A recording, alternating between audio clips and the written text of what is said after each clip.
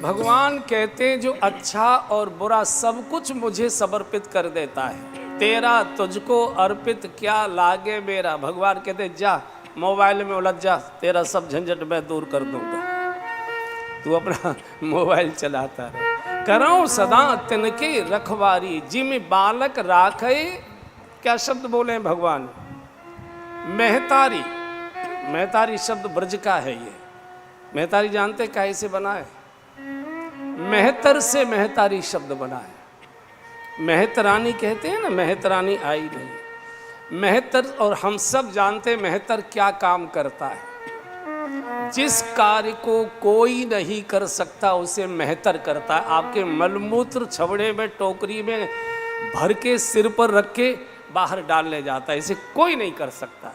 घर में छोटे बच्चे ने, मान लीजिए देवरानी जेठानी हैं, तो उन किसी के देवरानी के बच्चे ने या जेठानी के बच्चे ने अगर शौच कर दी, चिल्लाते रहे, अरे आपके मुन्ना ने पोटी कर दी, आपके मुन्ना ने पोटी। अरे तुम क्या हो, तुम कुछ नहीं हो उसकी, तुम कुछ नहीं लगती है। तो ये किसी की पोटी उठाना ये तो केवल भगवान ही कर सकता है। करो सदा तिनकी रखवारी, जिम बालक राखे मेहतारी। लेकिन भगवान कहते समर्पण पूर्ण चाहिए, समर्पण कुनकुना नहीं चाहिए, पूर्ण चाहिए। गाली गलौज करने की इच्छा तो अभी भगवान के पास गए, लोभ आया रूप का, भगवान के पास गए, हर्षन मांगो सुंदरता, बच गए, रक्षा हो गई। और जो भगवान को समर्पित हो जाते हैं, भगवान किस सीमा तक उनके लिए चले जाते हैं, महाभारत का दर्शन करिए। जब महाभारत के युद्ध की घोषणा हो गई और सेनाएं चलने की तैयारियां करने लगी कुरुक्षेत्र के लिए,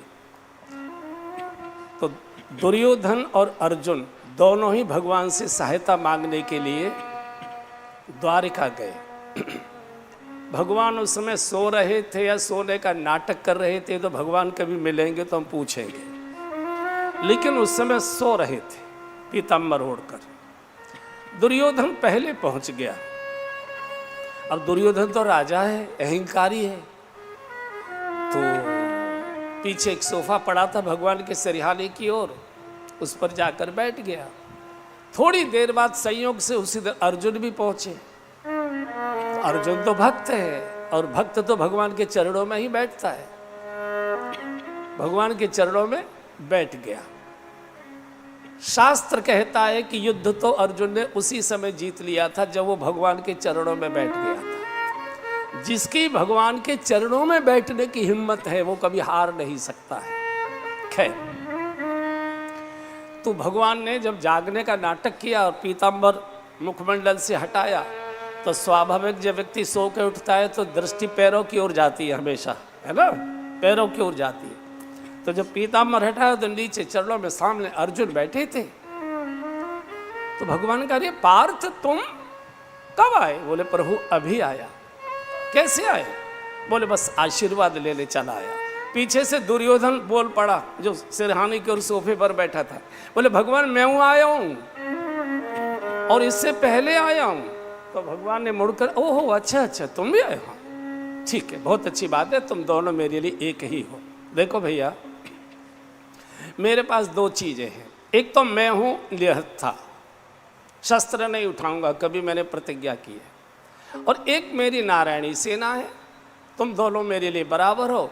एक सेना मांग लो, एक मुझे मांग लो। लेकिन मांगेगा पहले अर्जुन। चूंकि जब कोई चीज दी जाती है तो पहले छोटे बच्चों को दी जाती है, बड़ों को बाद में दी जाती है, नियम है। चूंकि अर्जुन छोटा है एक बार, फिर मेरी पहली दृष्टि अर्जुन पर पड़ी है, इसलिए मैं मांगने का अधिकारी। अब दुर्योधन भीतर भीतर डर रहा है कि कहीं सेना न मांग ले। अर्जुन का प्रभु मुझे आप चाहिए। मैं? हाँ। बोले मैं शस्त्र नहीं उठाऊंगा। बोले कुछ मत करना, मेरे पास बैठे तो रहोगे, मुझे आप चाहिए। दुर्योधन तो बड़ी जोर से खिलखिलाकर हंस पड़ा। बोले महामूर्ख है, विनाश काले विपरीत बुद्धि। युद्ध का समय सेना मांगनी चाहिए थी, नचकैया को का नाच कराया जाएगा, वहां जाके क्या बंसी बजवाई जाएगी। लेकिन शास्त्र लिखता है कि उसी समय उसी दिन अर्जुन महाभारत युद्ध जीत चुके थे जब अर्जुन ने कृष्ण को मांग लिया था। उसी समय जीत हो गई थी, घोषणा बाद में हुई है। एक दिन भगवान ने अर्जुन को कहा, क्यों रे भले आदमी, तुझे मांगना भी ये नहीं आया? बोले क्यों महाराज? अरे युद्ध का समय था, सेना मांगनी चाहिए थी। मुझे निहत्थे को मांगकर तुम क्या चाहते थे? तुम युद्ध नहीं जीतना चाहते थे। अर्जुन ने कहा, गोविंद मैं युद्ध हारने को तैयार हूं, पर हरि को हारने को तैयार नहीं। मुझे हरि चाहिए, युद्ध नहीं चाहिए। और जो हरि को मांग लेता है फिर उसकी हार कभी होती ही नहीं, कभी नहीं। और भगवान जिसके हो गए, मैंने अभी चपाई बोली, करऊं सदा तिनके रखवारी, जिमे बालक राखई महतारी। बहुत उदाहरण है मेरे पास। चूंकि यहाँ मुझे आदेश दिया गया है कि कोर्स पूरा करना है, इसलिए मुझे पूरा कोर्स ही पूरा करना पड़ेगा। इसलिए वो सिनेमा की रील जल्दी जल्दी दौड़ानी है। तो भगवान किस सीमा तक जा सकते हैं, आपको एक ही उदाहरण देना पर्याप्त है। जब लगभग युद्ध पूर्णता की ओर हो गया और दुर्योधन की संपूर्ण सेना मारी गई, संपूर्ण सेना, तो दुर्योधन भीष्म पितामह के पास गया, दादा मुझे बचा लो, बाकी तो सब मारे गए, भाई भतीजे सेना सब मारी गई, मैं नहीं मरना चाहता, मुझे बचा लीजिए। तो भीष्म ने कहा, अच्छा ऐसा करो, कल संध्या के समय अपनी पत्नी को भेजना, वो मुझे प्रणाम करेगी तो मैं उसे सौभाग्यवती होने का आशीर्वाद दे दूंगा, फिर 1000 अर्जुन भी तेरा कुछ नहीं बिगाड़ पाएंगे। जा। ये बात भगवान कृष्ण के कान में कैसे ही पहुंच गई कि कल सायंकाल भीष्म दादा दुर्योधन की पत्नी को सौभाग्यवती होने का आशीर्वाद देने वाले, और भीष्म के आशीर्वाद को विधाता भी नहीं काट सकता। घबरा गए भगवान, दौड़े दौड़े द्रौपदी के शिविर में गए। द्रौपदी द्रौपदी जल्दी चल। कहाँ चलना है? बोले भीष्म दादा के शिविर में जाना है। क्यों जाना है? वहाँ कैसे जा पाएंगे? तेरी सुरक्षा घेरा है। बोले उसकी चिंता मत कर, मैंने सारी व्यवस्था की है। अगर दुर्योधन की पत्नी पहले पहुँच गई और उसको सौभाग्यवती होने का आशीर्वाद भीष्म दादा का मिल गया तो मैं तेरे खुले केश नहीं बनवा सकता, फिर मेरे हाथ में कुछ नहीं बचेगा।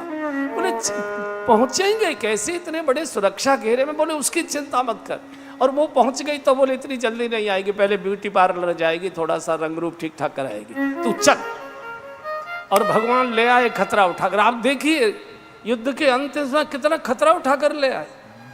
भीष्म कुटिया में बैठे थे, संध्या का समय, संध्या वंदन कर रहे थे, आसन पर बैठे थे। भगवान ने कहा 5 बार प्रणाम करना, उससे पहले अपना परिचय नहीं देना। द्रौपदी अंदर प्रवेश कर गई और द्रौपदी अपने सैंडल भीष्म दादा के कुटिया के द्वार के बाहर उतार गई थी। तो भगवान ने द्रौपदी के सैंडल लिए, पीताम्बर में लपेटे, बगल में दबाए, और पीपल का एक बहुत बड़ा पेड़ था, बहुत वर्षों तक, वो अभी तक शायद होगा ही, पीपल का बड़ा विशाल वृक्ष था कुरुक्षेत्र के मैदान में। तो उसकी आड़ में भगवान छुप गए, उसमें छुप गए। जैसे ही भीष्म दादा ने संध्या पूर्ण की और जैसे ही मुख से बोला कि ओम शांति शांति शाह, 3 ही बोल पाए थे, तीसरी बार की शाही बोले थे। द्रौपदी ने माथा टेका, प्रणाम के दादा, श्री चरणों में प्रणाम करते हुए दादा ने सोचा दुर्योधन की पत्नी आई होगी, हाथ उठाकर आशीर्वाद दे दिया। नेत्र बंद है अभी महाराज के, बोले सौभाग्यवती भव। इसने फिर माथा टेका, दादा श्री चरणों में प्रणाम करते हुए सौभाग्यवती रहो। इसने फिर तीसरी बार का, दादा श्री चरणों में प्रणाम, अरे भाई बोल तो दिया सौभाग्यवती रहो। इसने चौथी बार कहा, दादा श्री चरण, अरे भाई कितना बड़वाओगे, सौभाग्यवती रहो। इसने 5वीं बार कहा, दादा श्री चरणों में प्रणाम करते हुए। भीष्म केवल सौभाग्य शब्द बोल पाए थे, भीष्म घबरा गए। ये 5 बार प्रणाम करने वाला कौन आएगा? दुर्योधन की पत्नी तो इतनी अहंकारिणी है कि वो तो 1 बार भी मुश्किल से करती, ये 5 बार कौन? अभी नेत्र नहीं खोले भीष्म ने, बंद नेत्रों से पूछा, बेटी परिचय दो। कौन हो तुम? हाथ जोड़कर माथा टेक कर बोली, दादा आपकी कुल वधू द्रौपदी आपके चरणों में प्रणाम करती है। भीष्म जैसा महापुरुष हिमालय की ऊंचाई का एकदम धरती पर सिर मारने लगे। द्रौपदी तूने क्या कर डाला? युद्ध का निर्णय तो तूने दे दिया, युद्ध का निर्णय तो कर दिया तूने, अब तो जो होगा कल वो केवल नाटक दिखाया जाएगा। ये बता तू यहां तक पहुंची कैसे? द्रौपदी ने कहा कि मेरी तो क्षमता नहीं थी दादा, भगवान द्वारिकानाथ कृष्ण लेकर है। द्वारिकानाथ कहाँ है? बाहर है।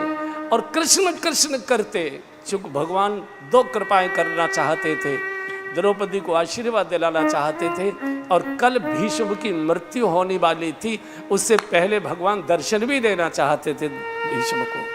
तो गोविंद गोविंद करके जब दौड़े बाहर की ओर, तो पेड़ की आट में जो द्रौपदी के सैंडल बगल में दबाए थे वो भगवान को प्रकट होना पड़ा। और जैसे ही भीष्म दादा ने धरती पर साष्टांग प्रणाम किया और भगवान ने झपट्टे से अपनी दोनों भुजाएं बढ़ाकर भीष्म दादा के कंधे को पकड़कर उठाने की कोशिश की, तो जो द्रौपदी के सैंडल बगल में लगे थे भीष्म के सिर पर जाकर गिरे एकदम। और उन सैंडलों को भीष्म अपने शीश पर रखकर इतना रोए हैं, इतना। क्या दुनिया में किसी को ऐसा भगवान मिल सकता है कि भक्त के लिए उसके सैंडल लिए घूम रहा है? ऐसा कोई भगवान सारे जगत में किसी को मिल सकता है क्या? इसीलिए किसी ने बहुत अच्छा लिखा है, गा लीजिए। घनश्याम सा नहीं देखा, कोई घनश्याम सा नहीं देखा, जो भी देखा वो बेवफा देखा, जो भी देखा वो बेवफा देखा, कोई घनश्याम सा नहीं। गाते रहिएगा। कोई घनश्याम सा नहीं देखा, योगियों के ध्यान में जो आता नहीं, योगियों के ध्यान में जो आता नहीं, संग भक्तों के नाचते देखा, संग भक्तों के नाचते देखा, जो भी देखा वो बेवफा देखा, जो भी देखा वो बेवफा देखा, कोई घनश्याम सा नहीं देखा, कोई घनश्याम सा नहीं देखा। किस तरह द्रौपदी की लाज बची, किस तरह द्रौपदी की लाज बची, श्याम साड़ी में था छुपा देखा। साड़ी बीच नारी है कि नारी बीच साड़ी है, कि साड़ी ही की नारी है, नारी की देखा। श्याम साड़ी में था छुपा देखा, जो भी देखा वो बेवफा देखा, भी देखा वो बेवफा देखा, कोई घनश्याम सा नहीं देखा, कोई घनश्याम। इसलिए भक्त कहता है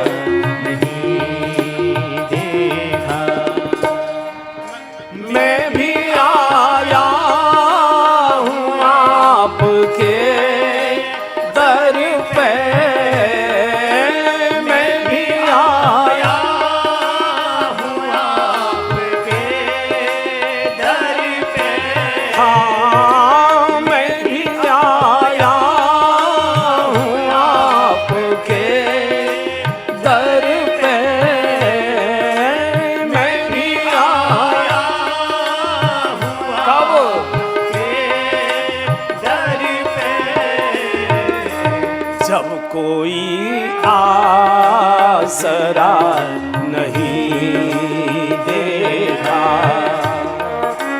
जब कोई आसरा नहीं देखा, जो भी देखा वो बेवफा देखा,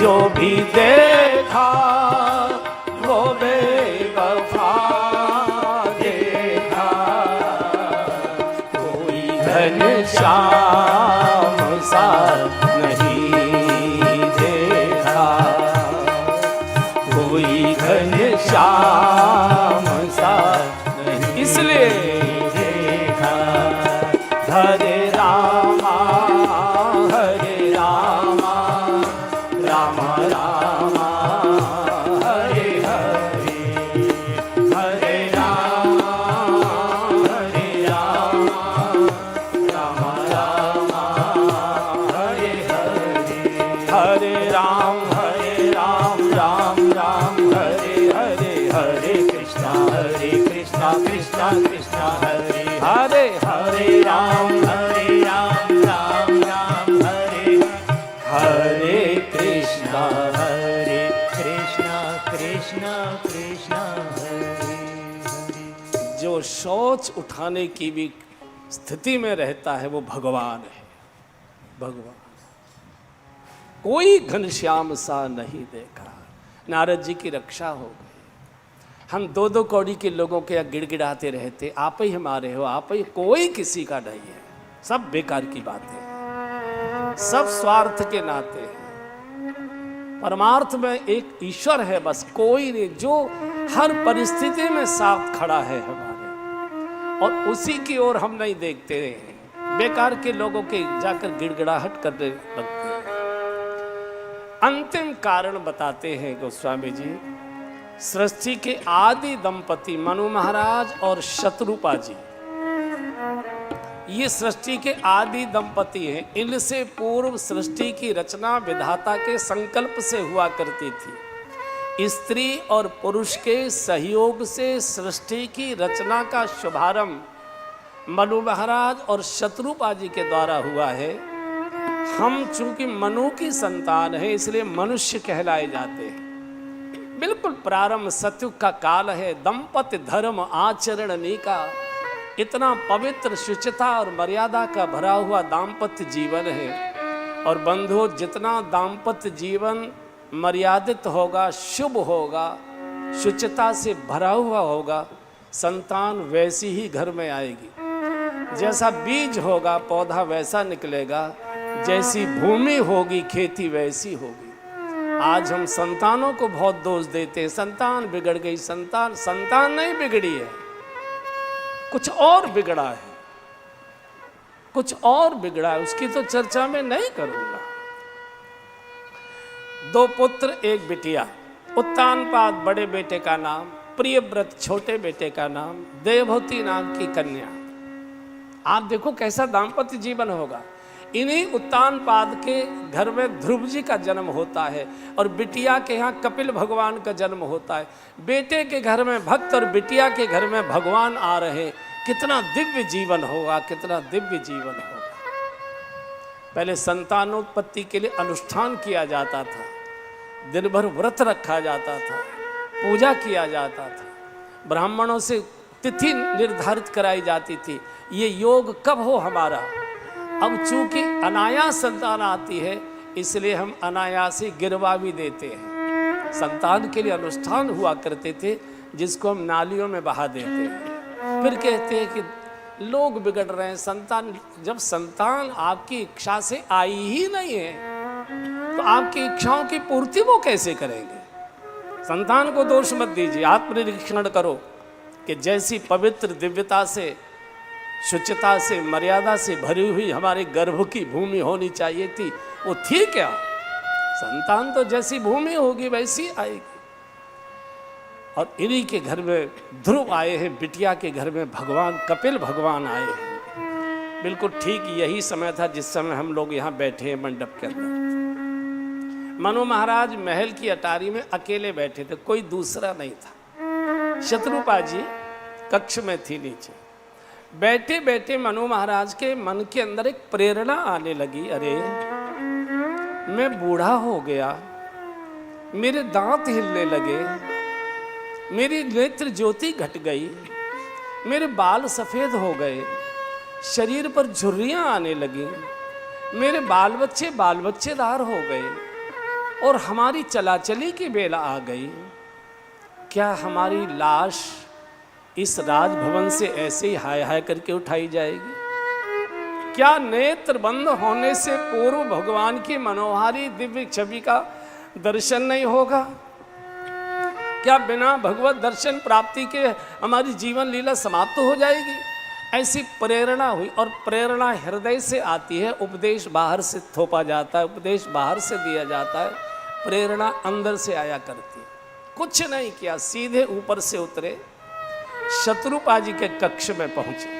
संयोग से शत्रुपा जी भी अकेली बैठी थी। रानी, एक प्रेरणा हो रही, आज्ञा हो तो व्यक्त करें। बोले कहिए महाराज। बोले अब हम वृद्ध हो चुके, हमारे बाल बच्चेदार हो गए, हमारी चलाचली की बेला हो गई, बाल बच्चे कारोबार संभालने योग्य हो गए। अब इच्छा करती है कि सारा राजपाट कारोबार बच्चों को समर्पित करें और चलो तीर्थ दर्शन करते, तीर्थाटन करते, भारत के किसी दिव्य तीर्थ में किसी संत के चरणों में बैठकर भगवत भजन करते करते जीवन की अंतिम लीला पूरी करें, भगवत दर्शन करते करते नेत्र बंद हों। ऐसी अंदर से प्रेरणा हो रही है। आपका क्या कहना है? शत्रुपा जी के भी नेत्र छल छला गए। बोले राजन, बहुत दिनों से मेरे मन में बात चल रही थी, लेकिन मैं संकोच के कारण से बोल नहीं पा रही थी। मेरी भी एक आपसे प्रार्थना है, कहो देवी क्या कहना है? बोले राजन, शुभ विचार बहुत मुश्किल से मन में आते हैं, शुभ प्रेरणा बहुत मुश्किल से मन में आती है, और ये शुभ विचार शुभ प्रेरणा आते मुश्किल से हैं, और इतनी कम उम्र लेकर आते हैं। आते पीछे, जाने की बात पहले बोलते। दुर्गुण और दुर्विचार इतनी जल्दी जल्दी आते हैं और इतनी लंबी उम्र लेकर आते, एक बार आ जाते हैं तो चिता तक साथ रहते हैं, जाने का नाम नहीं लेते। इसलिए राजन, बेग विलंबन करिए न पर, देर मत करिए, बेग जल्दी से। क्योंकि सद्गुण और सद्विचार इनकी आयु बहुत छोटी होती है। आते पीछे, जाने के बाद पहले बोलते। दुर्गुण एक बार आ गए, मरते समय तक साथ रहते। शत्रुपा जी ने समर्थन कर दिया, श्रीमती जी ने समर्थन कर दिया। तुरंत राजन, देर मत करिए, तुरंत त्यागी। हालांकि बच्चों की किलबिल दादियों को ज़्यादा अच्छी लगती है, पुरुषों में तो थोड़ा त्याग भाव रहता भी है कि चलो तीर्थ में रहेंगे, भजन करेंगे। माताओं को तो बच्चों की नाक पहुँचने में ये करने बड़ा आनंद आता है, एकदम उनको किलबिल अच्छी लगती है। शत्रुपा जी ने समर्थन कर दिया, और जब शत्रुपा समर्थन कर दे, मनु महाराज मन के प्रतीक है, शत्रुपा जी बुद्धि की प्रतीक है। बुद्धि दिन में 100 प्रकार के बदल देती है रूप। मंदिर जाएगी कुछ और प्रकार की होगी, ऑफिस में बैठेगी कुछ और प्रकार की होगी, समाज में जाएगी कुछ और प्रकार की होगी, दोस्तों के साथ क्लब में जाएगी यही बुद्धि कुछ और प्रकार की हो जाएगी। बुद्धि दिन मिसल, इसको शत्रुपा कहा गया। बहुत प्रकार के रूप बदलती, समर्थन कर दिया। और जब बुद्धि समर्थन करे मन का तो घटना घटित होती है, चाहे शुभ हो चाहे अशुभ हो। मन चाहता है, बुद्धि नहीं कहती लोग क्या कहेंगे, रुक जाएंगे। बुद्धि कहती कर लो दुनिया करे, मन नहीं मानता है तो अभी घटना नहीं होगी। जब दोनों एक सम्यक में आते हैं तो घटना घटित होती है, समर्थन हो। बड़े बेटे को बुला लिया महाराज ने और अपने शीश की पगड़ी उतार कर बड़े बेटे के शीश पर रख दी। बेटा अब तुम सब प्रकार से योग्य हो गए, बड़े हो, बाल बच्चेदार हो गए, अब हमारी भी आयु पूरी की पूरी हो चुकी है, पक गई है, अब हमारी भी चला चली की बेला है। इसीलिए अब राज्य के उत्तराधिकारी तुम हो और प्रजा का पुत्रवत पालन करना, प्रजा के किसी भी प्रकार के कोई कष्ट और कोई ऐसा करना नहीं। हम तुम्हारी माँ के साथ और तीर्थों का दर्शन करते करते भारत के किसी तीर्थ में, किसी संत के चरणों में और भजन करते करते जीवन लीला पूरी करना चाहते हैं। अब ये राज्य तुम्हारा। बच्चे रोने लगे, नहीं पापा जी, नहीं पापा जी, हम नहीं जाने देंगे, ऐसे कैसे चले जाओगे। हर व्यक्ति चाहता है कि वृद्धावस्था में मैं अपने हाथ से अपने बूढ़े माता पिता की सेवा करूं। इस पुण्य से आप हमको क्यों वंचित करना चाहते? नहीं नहीं, आप कोई राजकाज में कोई रुचि मत लीजिए, कुछ भी, बिल्कुल आप जैसा चाहें वैसा जीवन जियो। कम से कम बैठे रहेंगे, हम आपका दर्शन तो करते रहेंगे, हमको आपका आशीर्वाद तो मिलता रहेगा, आप हमको इससे क्यों वंचित करना चाहते? बच्चों ने जब मीठी मीठी ममता की भाषा बोली, राजा पिघल गया। पिघलना चाहिए था शत्रुपा जी को, चूँकि दादियों को थोड़ा बच्चों की नाक पहुँचने में आनंद आता है, किलबिल किलबिल उनको अच्छी लगती है। महाराज पिघल गए तो रानी ने, बेटे खड़े थे दोनों, जैसे शत्रुपा जी ने देखा राजा तो पिघल रहा है, मुख से नहीं बोली, आंखों से संकेत कर दिया, राजन कोई तिलक लगाकर आरती उतारकर विदाई समारोह नहीं करेगा। ये गृहस्थी की जंजाल की ऐसी झाड़ी है कि इसको राजी से नहीं सुलझा के बाहर निकल सकते। कांटों की जो झाड़ियां होती, नारी समेत गवन बनती, नारी समेत गवन बनती। और कहाँ पहुंचे? तीरथ वरन मिश विख्याता, तीरथ वरन मिश विख्याता। हाँ, अति पुनीत साधक सिद्धिदाता, अति पुनीत साधक सिद्धिदाता। पहुँचे जाई धेनुमति तीरा,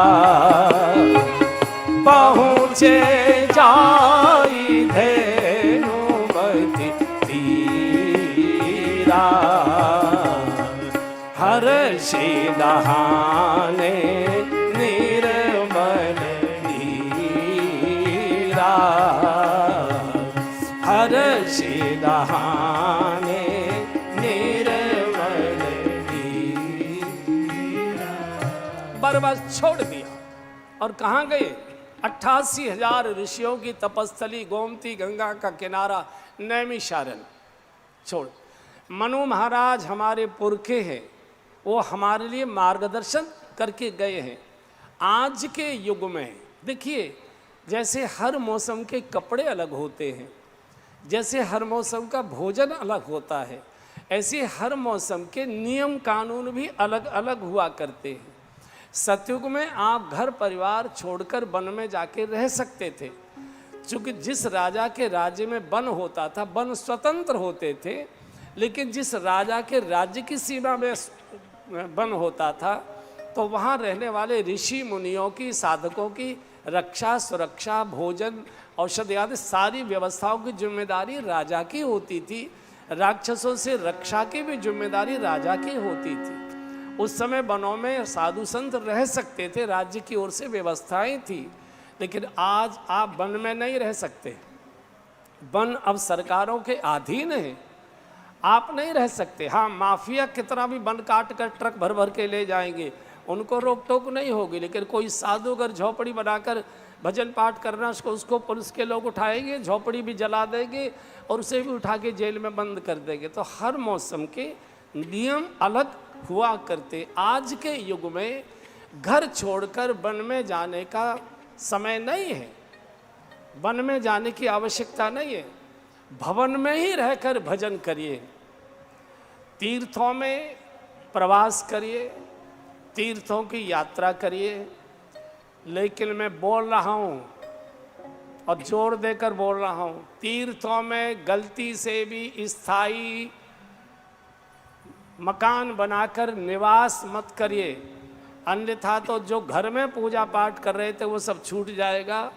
आए थे हरि भजन को, ओटन लगे कपास।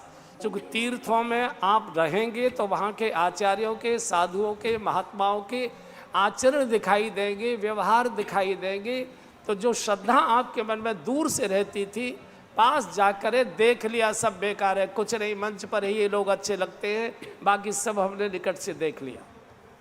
इसलिए तीर्थों का प्रवास करिए, आइए जाइए, महीना 15 दिन किसी आश्रम में कमरा लेकर रहिए, किसी धर्मशाला में कमरा लेकर रहिए, साधारण भोजन करिए, फलाहार करिए।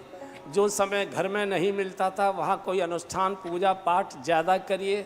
सुबह शाम वहाँ के तीर्थ के ठाकुर जी को, जो भी वहाँ का ठाकुर है, उनका दर्शन करिए, सत्संग करिए। और महीना 15 दिन के बाद बच्चों में आ जाइए, 2-4 महीने फिर बच्चों में रहिए, फिर घर में किलबिल शुरू हो जाए, फिर तीर्थ में जाकर 15-20 दिन रह आइए, फिर घर में। ये आने जाने का क्रम बनाए रखिए। तीर्थ आध्यात्म के वर्कशॉप होते हैं। जैसे हमारी गाड़ी चलते चलते चींची करने लगती है, एवरेज कम देने लगती है, हम कहते गाड़ी सर्विस मांग रही है, इसको सर्विस करा देनी चाहिए। तो गाड़ी को आप सर्विस स्टेशन ले जाते हैं, मिस्त्री ने सर्विस कर दी, बढ़िया क्रीम व्रीम लगा के चमका के गाड़ी, बाबूजी ओके, ले जाइए, फिर चलाइए, 4-6 महीने दौड़ाइए, फिर जब खसर खसर खटर खटर करने लगे फिर चले जाइए, फिर सर्विस करा लाइए। ये मेरी समझ में आता है, लेकिन मैंने ऐसा सुना है, गलत हो सकता है, अनुभव आपका ज़्यादा होगा। मैंने सुना है कि जो गाड़ियां बहुत लंबे समय तक सर्विस स्टेशन पर खड़ी कर दी जाती हैं, तो वहाँ के जो मिस्त्री होते हैं वो उन गाड़ियों के ओरिजिनल पुर्जे तो निकाल लेते हैं, नकली पुर्जे फिट कर दिया करते हैं।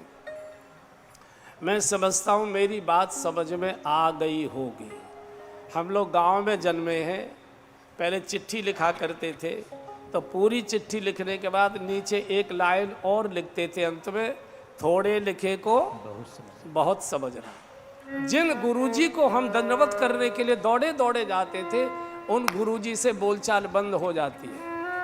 चूँकि 24 घंटे तो गुरुजी आपकी सेवा में नहीं रह सकते, कभी कभी जाते हैं तो बेचारे लिए रहे वो फीकी चाय लेकर सवेरे खड़े हो जाएंगे, भोजन की भी चिंता करेंगे, बिना आलू की भी सब्जी बनवा। जब आप रहने ही लगे तो भाई अपना करो, फिर क्या कहेंगे, अरे गुरुजी बदल गए, अब पुराने लोगों को भूल गए, अब नए नए चेले मिल गए इनके लिए।